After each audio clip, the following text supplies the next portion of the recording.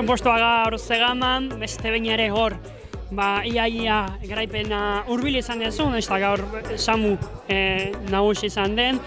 Jarraitzen duzu Goite Urtezazpikoen lehendakari txapelketa lehiatzen, eta ikusten zaitu oraindik ere lau karrera geldituko direnean, lehian zaudela karreretan. Zer moduzko eguna hor?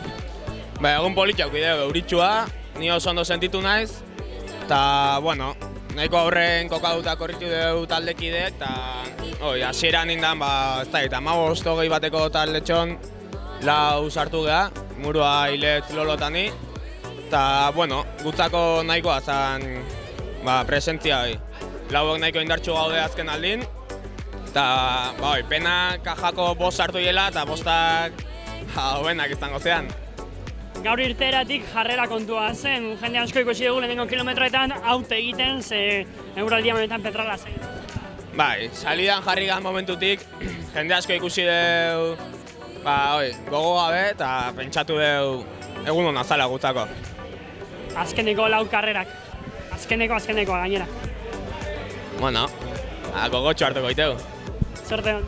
Mi esker.